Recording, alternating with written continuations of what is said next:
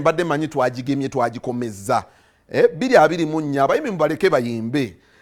Ali naye gyabadde performing abantu ne bakuba obucupa awo era amajega alien ne gakkirira wansi mu bantu okukakkanya embeera abavubuka ba Fangon nesebo kuluna abantu bekalakasiza n'obutebe ne babumenya abavubuka ba Fangon balina be babadde bakwata wacho kasuko obucupa ekisakate kyonna ne kitabuka obucupa ne batandika obutebe ne babumenya abasajja ne babapo obucupa awo ne batoloka mu audience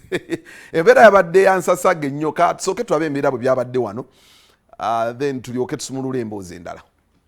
Akatambi kano nga bw'okalaba kali mu slow motion nga alien yepena obucupa agezaako okudduka mu bawagizi okakana nga bujjudde ku stage bw'atyo nno ttiimu ye kye yakoze akubadde kuteekawo kakyankalano obutebe bwamenyeddwa omusaayi gwayiise bangi bakubiddwa ebikonde emiggo kyatuuse n'okubeera nga alien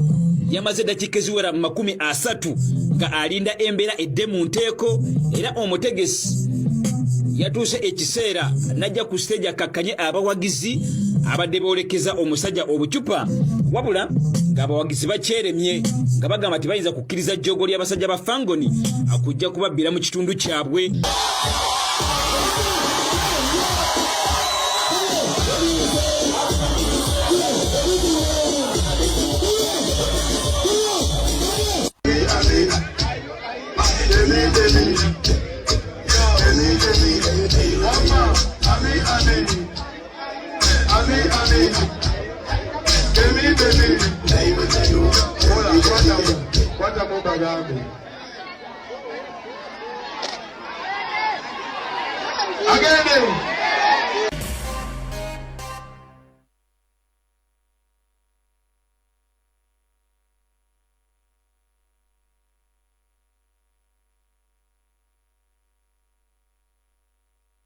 There you go. Alien skin. Bana ebiri abiri munya abayimbi bawe betu banyumirwe ndongo obucupa bukome ebiri abiri musatu mubadde mutya